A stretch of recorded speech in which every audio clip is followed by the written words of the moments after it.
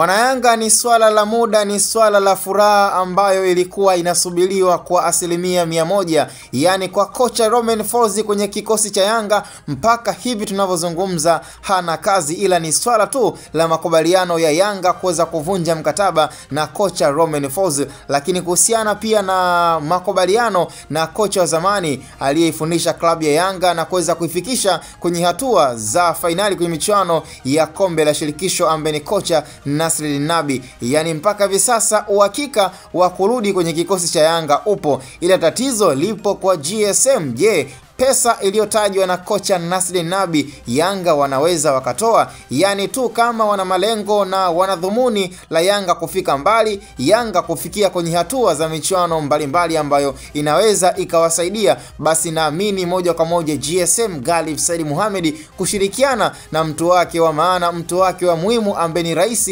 Engineer Hersi, tunaamini kwa uwezekano mkubwa na kwa ushirikiano huo yote yanawezekana. Lakini mpaka hivi sasa Nabi bado yuko Tanzania, na kwa Yanga kurejea ama kuendelea kutumikia klabu hiyo kuna asilimia kubwa ukiachana na klabu ya Simba kutokana na malezi na jinsi alivyoishi na klabu ya Yanga, na ndio maana mpaka leo hii hujaona akifuta posti zozote kuhusiana pia na kikosi cha wananchi. Kwa hiyo anaamini kwamba Yanga waliishi vizuri, ila shida ilikuwa ni pesa. Kwa hiyo Galif Said Mohamed ana kazi ya ziada kuweza kuwaonesha Watanzania na wananchi kwa ujumla kwamba yote yanawezekana. Yanga ina malengo ya kufikia kwenye hatua za nusu finali mpaka finali ya michuano ya kombe la klabu bingwa bila ya kuwa na kocha mwenye ustadi, kocha mwenye CV nzuri kama Nabi. Sidhani kama hayo yote yanaweza yakafanikiwa. Sasa ni swala la muda, swala la pumzi, swala la subra tu kwenye kikosi cha wananchi, la yote yanawezekana.